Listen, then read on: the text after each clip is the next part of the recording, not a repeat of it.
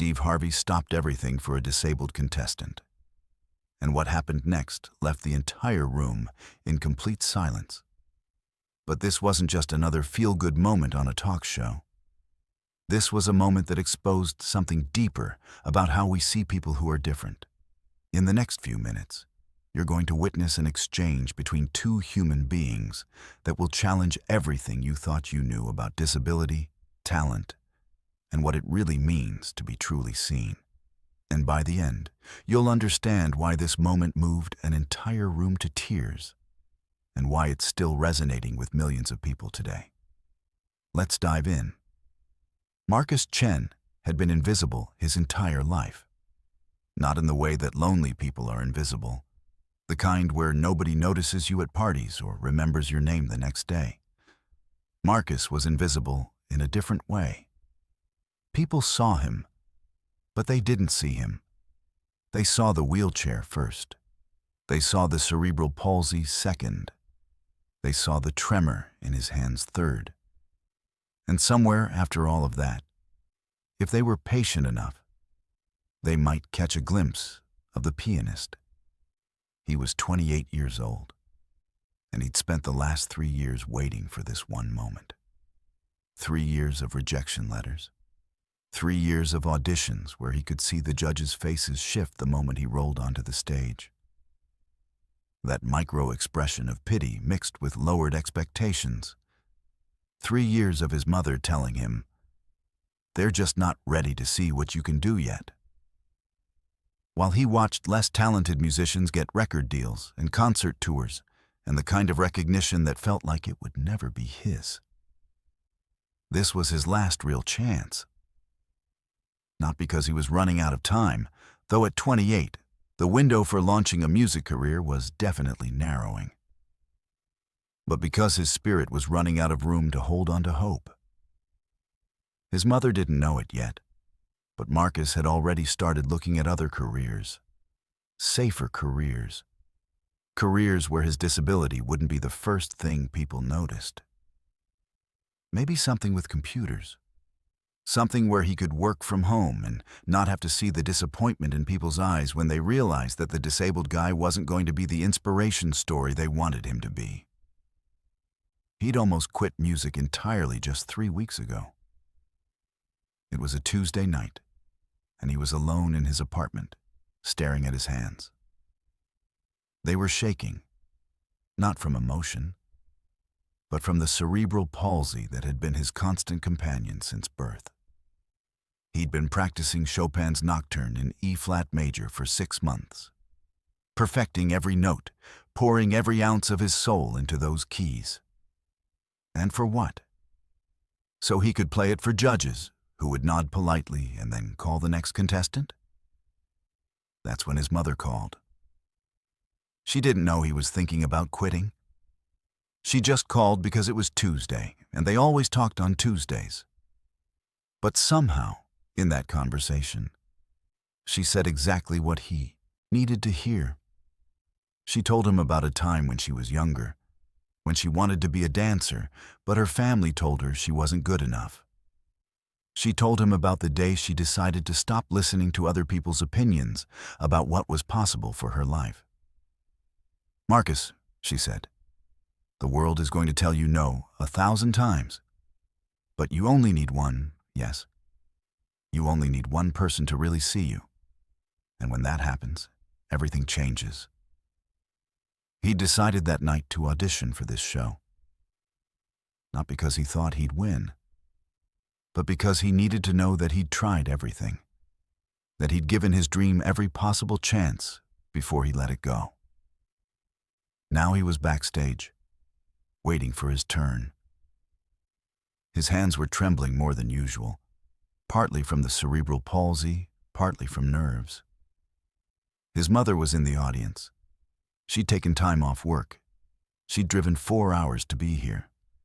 This moment mattered to her in a way that Marcus was only beginning to understand. It wasn't just about whether he won or lost. It was about whether the world would finally see what she'd always known about her son. A production assistant came by with a clipboard. "Marcus," You're up in 5 minutes. He nodded, not trusting his voice. He rolled toward the stage entrance, his heart pounding so hard he thought it might break through his ribs. The lights were blinding. The audience was a blur of faces. Somewhere out there was his mother. Somewhere out there were judges who would decide in the first 3 seconds whether he was worth their time. But what nobody in that audience realized was that Marcus had almost given up.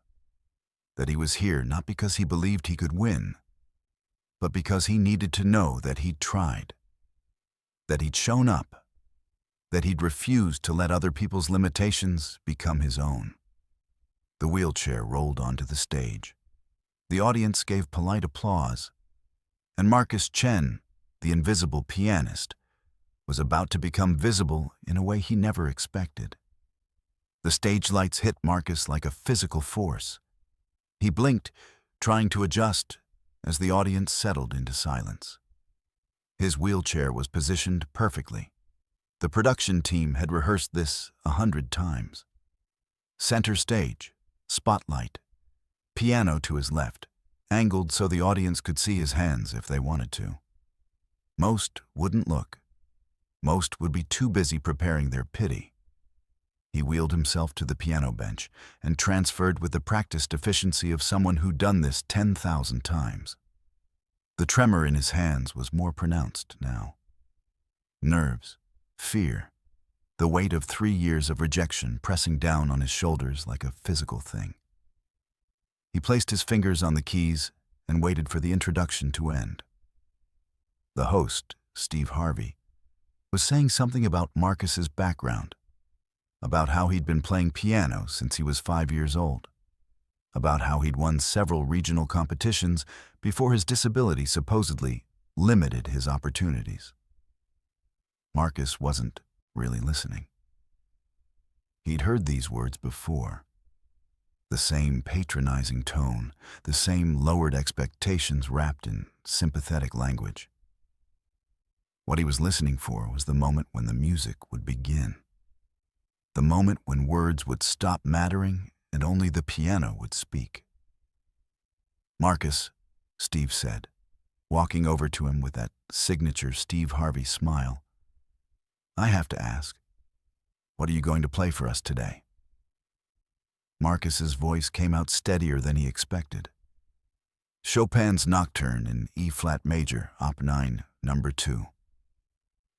He could see the judges lean back slightly. One of them, a woman with sharp eyes and sharper cheekbones, made a note on her pad. Was it good or bad? Marcus had learned long ago that he couldn't read people's faces.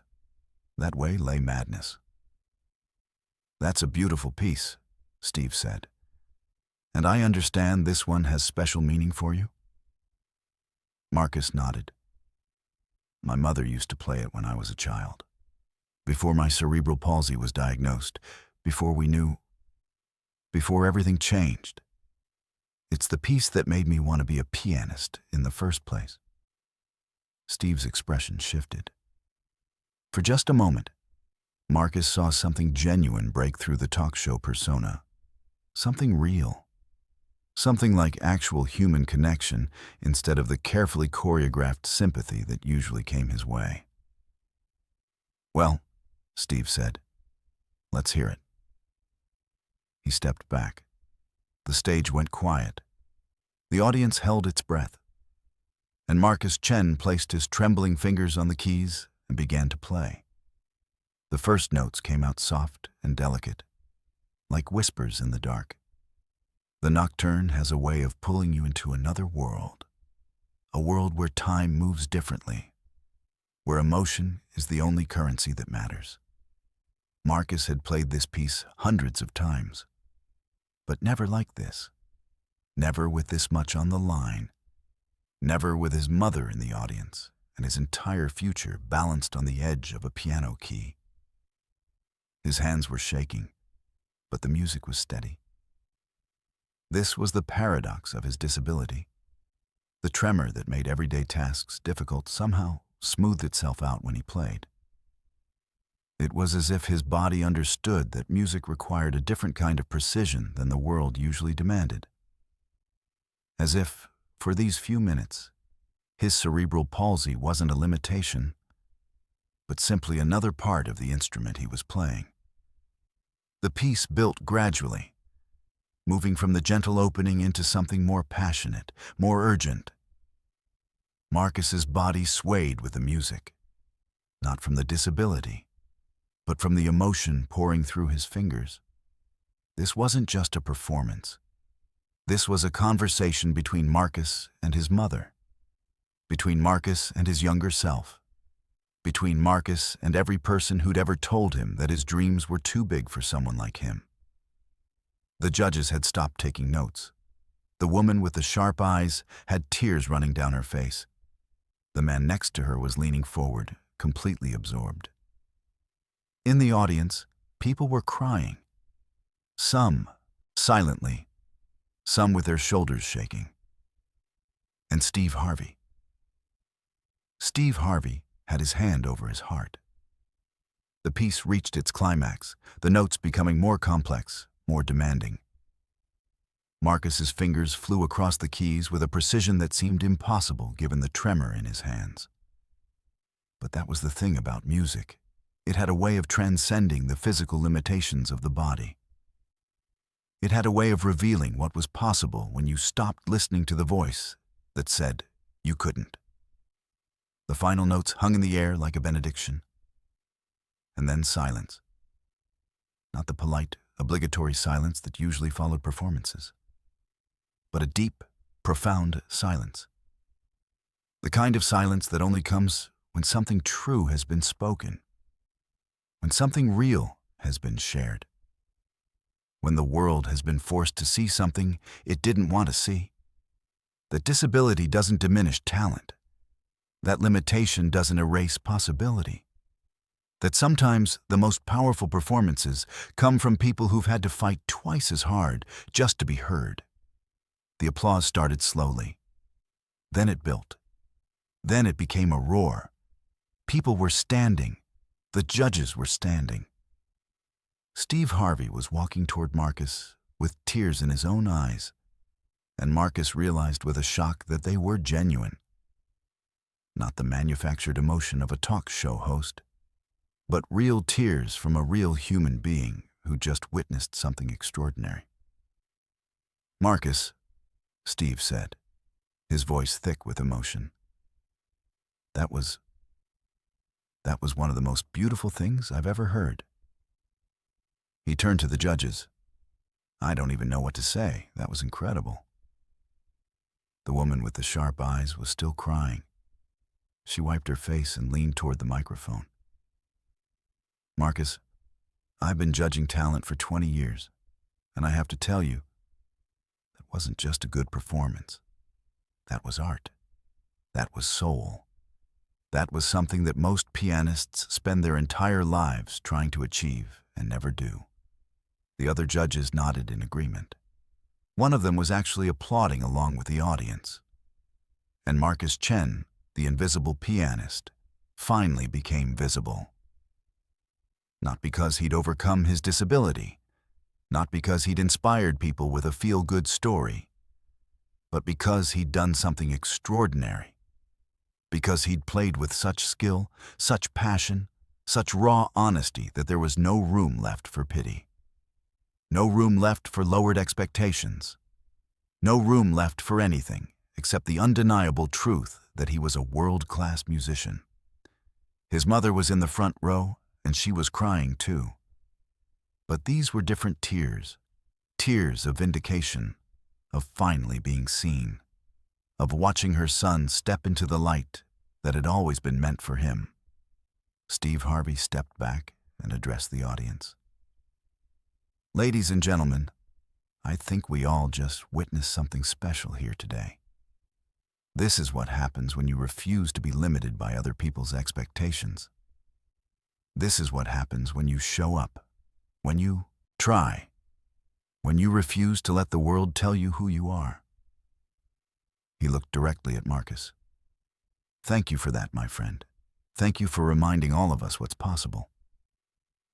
The green room backstage was chaos in the best possible way. Production assistants were rushing around with clipboards. Other contestants were peeking through curtains, trying to catch a glimpse of Marcus. And somewhere in the distance, Marcus could hear the producer on the phone saying words like viral and unprecedented response. And we need to get ahead of this. But Marcus wasn't paying attention to any of that. He was staring at his mother. She'd pushed through the security barriers, something that would normally get you escorted out. But apparently being the mother of the pianist who just made half the audience cry came with certain privileges. She was holding his face in her hands, studying him like she was trying to memorize every detail of this moment. "I told you," she whispered. "I told you the world just needed to see you."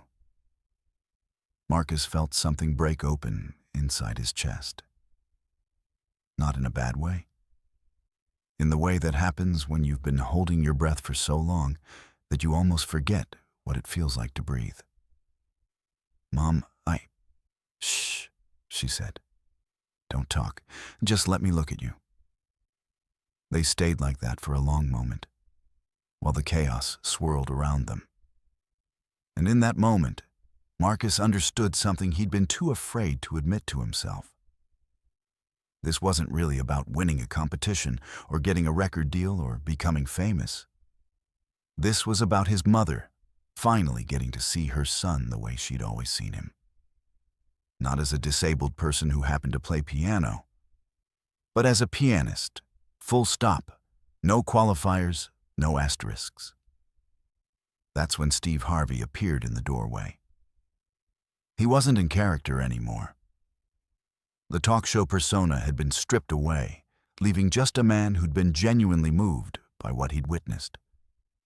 He was holding a tissue and looking at Marcus's mother with an expression that suggested he understood exactly what was happening in this moment. "Mrs. Chen," he said, extending his hand. "I'm Steve." She took it, still not letting go of Marcus with her other hand. "Thank you," she said simply. "Thank you for seeing my son." Steve's expression softened even further. "Ma'am, your son didn't need me to see him. He showed us all who he is. I was just fortunate enough to be here when it happened." He turned to Marcus. "I wanted to tell you, and I'm saying this as someone who's been in entertainment for a long time. What you did out there today is going to change things. Not just for you, but for how people think about disability and talent and what's possible." Marcus felt his throat tighten. "I was just playing piano." "No," Steve said firmly. "You were doing something much bigger than that. You were dismantling assumptions. You were showing people that their limitations about what disabled people can do don't have anything to do with reality. You were being brave." After Steve left, Marcus's mother finally sat down in one of the green room chairs, like her legs had suddenly forgotten how to hold her up. "Do you understand what just happened?" she asked. Marcus shook his head honestly. "Not really. I just played the piece the way I've been practicing it." "Exactly," his mother said. "You didn't play it as a disabled person playing piano. You didn't play it as an inspiration story. You played it as an artist, and that's what people responded to. Not the disability, not the struggle, the art." Over the next few hours, Marcus's phone started buzzing. His email inbox began filling up. Requests for interviews, offers from record labels, messages from other disabled musicians saying that his performance had given them hope. Messages from parents of disabled children saying that they'd cried watching him play. Messages from people who'd never thought about disability in the same way before. By the time Marcus got back to his apartment that night, he had over 50,000 new followers on social media. Videos of his performance had been shared millions of times. News outlets were calling him the pianist who shattered expectations and a breakthrough moment in how we think about disability in the arts. But the message that stuck with him most came from an unexpected place. It was an email from one of the judges, the woman with the sharp eyes who'd been crying during his performance. Her name was Dr. Patricia Williams, and she was the artistic director of a prestigious concert hall in New York City. The email was short. "Marcus, I've been in the music world for 40 years, and I've never seen a performance like yours. Not because of your disability, but despite the noise around it. Your talent is undeniable. Your artistry is mature. Your potential is limitless. I'm extending an invitation for you to perform at our concert hall next spring.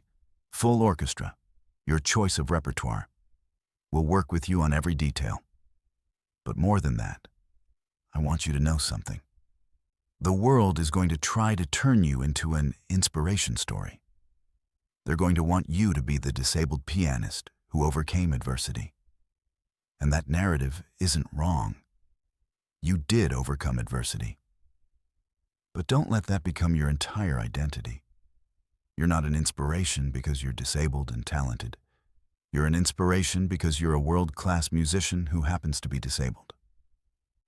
There's a difference. And I hope you'll remember that as things get bigger." Sincerely, Dr. Patricia Williams. Marcus read the email 3 times.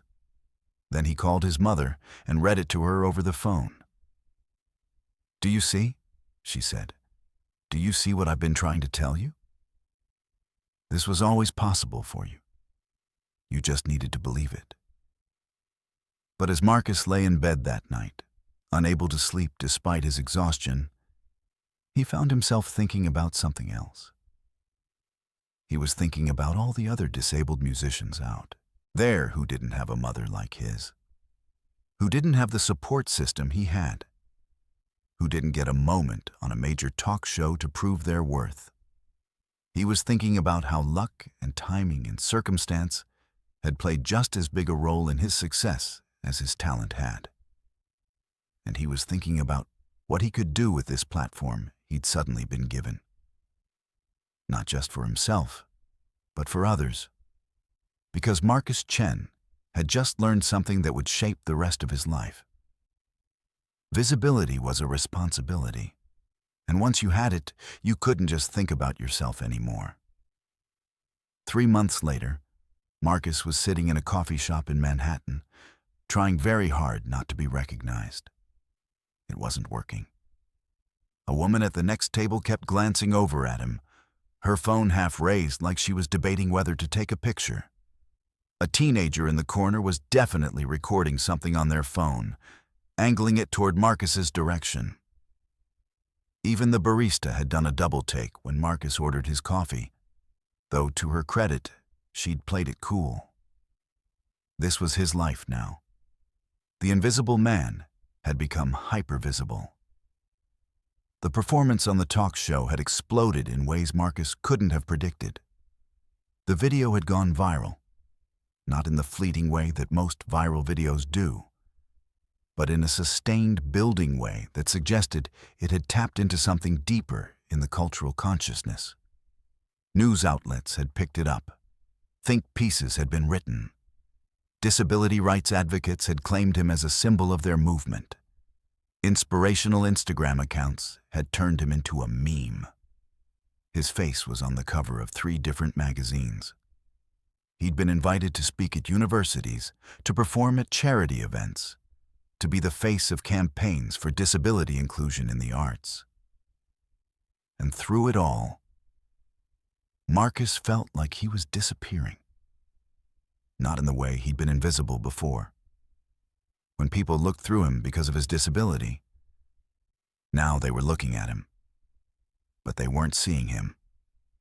They were seeing a symbol, a story, a feel-good narrative about overcoming adversity. They were seeing everything except the actual person sitting in front of them. His manager, a sharp woman named Diane who'd appeared in his life about 6 weeks after the talk show performance, had warned him about this. "You're going to become A brand, she'd said. And brands are useful, but they're also limiting. You need to be careful about how you let people define you. But Marcus hadn't really understood what she meant until now. The coffee shop woman finally worked up the courage to approach him. "Excuse me," she said, her voice trembling slightly. "Are you Marcus Chen, the pianist?" Marcus set down his coffee and smiled. He'd gotten very good at smiling on command. "I am." "Oh my God," she said, and her eyes immediately filled with tears. "I just wanted to say, your performance changed my life. I have a daughter with cerebral palsy, and she watched your video, and she started taking piano lessons again. She'd given up, you know. She thought she couldn't do it. But after seeing you, she believed in herself again." Marcus felt the familiar tightness in his chest. This was the part that made him feel like a fraud. Because he wasn't trying to inspire anyone. He was just trying to play piano. But somehow, by doing that, he'd become a symbol of inspiration, whether he wanted to be or not. "That's wonderful," he said, and he meant it. He really did. But he also felt the weight of it, the responsibility of being someone's reason to believe. What if he failed? What if he made a mistake? What if he wasn't as good as people thought he was? What if he was just a guy who'd had one good performance on a talk show, and now everyone expected him to be some kind of superhero? After the woman left, Marcus sat alone with his coffee and his thoughts. He pulled out his phone and scrolled through his messages. His agent had sent him 3 new performance offers. A disability advocacy organization wanted him to be their spokesperson. A major piano manufacturer wanted to use him in an advertising campaign. A film producer wanted to make a documentary about his life. Everyone wanted a piece of him. Everyone wanted to use his story for something. He called his mother. "Hi, sweetheart," she answered on the second ring. She always answered on the second ring, like she'd been waiting for his call. "Mom, I'm having a crisis," Marcus said. "What kind of crisis?" "The existential kind. The kind where I'm not sure who I am anymore." His mother was quiet for a moment. Then she said, "Tell me what's happening." So Marcus told her. He told her about the woman in the coffee shop and the offers piling up and the feeling that he was being consumed by his own success. He told her about how he'd spent 3 years wanting to be seen. And now that he was visible, he felt more invisible than ever. "Marcus," his mother said when he finished, "do you remember what I told you before you went on that show? You told me a lot of things. I told you that you only needed one person to really see you. Do you remember?" "Yeah." "Well, I lied," his mother said. "Not intentionally. But I lied. Because the truth is, you need to see yourself. You need to know who you are independent of what other people think about you. And right now, you're letting other people's visions of who you should be override your own vision of who you actually are." Marcus felt something shift inside him. "So, what do I do?" "You do what you've always done," his mother said. "You play piano. Not for the inspiration stories, not for the viral videos, not for the people who want to use your story to feel better about themselves. You play piano because you love it, because it's who you are. And if other people find meaning in that, great. But that can't be why you're doing it." After they hung up, Marcus sat in that coffee shop for another hour just thinking. He thought about the night before his talk show performance, when he'd almost quit music entirely. He thought about what it felt like to play the nocturne in E-flat major. Not when he was being watched, but in his apartment alone, just him and the piano and the music. That was when he felt most like himself. That was when the noise fell away, and there was just the pure, undeniable truth of what he loved. By the time Marcus left the coffee shop, he'd made a decision. He was going to say no to most of the offers. He was going to turn down the documentary. She was going to decline the spokesperson role. She was going to keep performing, but only when it felt right. Only when it was about the music and not about the message. And he was going to do something else too. Something that had been nagging at him since his performance went viral. He was going to use his visibility for something real. 6 months after his talk show performance, Marcus stood in front of a small group of journalists in a converted warehouse space in Brooklyn. Behind him was a banner that read, "The Chen Foundation for Disabled Artists in the Performing Arts." Diane, his manager, had advised against this. "You're spreading yourself too thin," she'd said. "You should focus on your own career, build your brand. The foundation can wait." But Marcus had learned something important in those 6 months. Visibility without purpose was just noise, and he had no intention of being noise. The foundation was simple in concept, but ambitious in scope.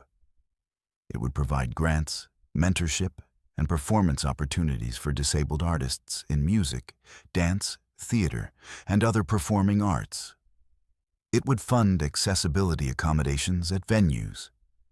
It would create educational programs to help young disabled artists develop their craft. And most importantly, it would challenge the narrative that disability and artistic excellence were somehow incompatible. "The reason I'm starting this foundation," Marcus told the assembled journalists, "is because I got lucky. I had a mother who believed in me. I had access to piano lessons and good teachers. I had the opportunity to perform on a major platform. But there are thousands of disabled artists out there who don't have those things, who are told that their disability makes them less capable of creating art, who are pushed toward inspiration narratives instead of being allowed to just be artists." He paused, looking directly at the cameras. "I'm here to tell you that disability doesn't diminish artistry. It doesn't make you less talented. It doesn't make you less worthy of pursuing your dreams. And this foundation exists to prove that." The first grant recipient was announced a week later. Her name was Jamal Washington, and she was a 22-year-old dancer with spastic cerebral palsy. She'd been told her entire life that she couldn't dance professionally, that her disability made her body unsuitable for the demands of professional dance, that she should accept a more realistic career path. But Jamal had kept dancing anyway, in her apartment, in community centers, in any space that would have her. And when the Chen Foundation reached out to her, offering a grant that would allow her to train with a world-class choreographer and perform in a professional production, she'd cried for an hour straight. Marcus attended her first professional performance 3 months later. It was a contemporary piece choreographed specifically to work with her body, to highlight the unique ways that her disability shaped her movement. It was beautiful and raw and completely unlike anything Marcus had ever seen. After the performance, Jamal found him in the lobby. "I don't know how to thank you," she said. "You don't have to thank me," Marcus replied. "You did this. I just opened a door." "No," Jamal said firmly. "You did more than that. You showed me that it was possible. You showed me that I didn't have to apologize for my body or my disability. You showed me that I could just be an artist." Over the next year, the Chen Foundation grew. It awarded grants to 43 artists. It funded accessibility upgrades at 12 venues. It created mentorship programs that paired established disabled artists with emerging ones. And through it all, Marcus continued to perform. He played the concert hall performance that Dr. Patricia Williams had offered him. He recorded an album of Chopin nocturnes that went platinum. He performed at Carnegie Hall. He was nominated for a Grammy. But more importantly, he played benefit concerts for the foundation. He gave masterclasses to young disabled musicians. He used his platform not just to advance his own career, but to create space for others. Not everyone was happy about this. There were people in the classical music world who felt that Marcus was politicizing music by focusing so much on disability. There were disability advocates who felt he wasn't doing enough, that he should be more vocal about systemic issues. There were internet trolls who claimed he was just using his disability for sympathy and attention. But there was also something else. There were the letters. Marcus received hundreds of them, from disabled artists who'd been told they'd never make it and were now pursuing their dreams. From parents of disabled children who'd watched Marcus perform and decided to support their kids' artistic aspirations instead of steering them toward more practical careers. From audience members who'd never thought about disability and art in the same sentence before and were now seeing the world differently. One letter in particular stuck with him. It came from a 13-year-old girl named Sophie, who had muscular dystrophy. She wrote, "Dear Marcus, I'm writing to tell you that I want to be a musician like you. My parents were worried that my disability would make it too hard. But after I watched your performance, they changed their minds. Now I'm taking cello lessons, and I'm the happiest I've ever been.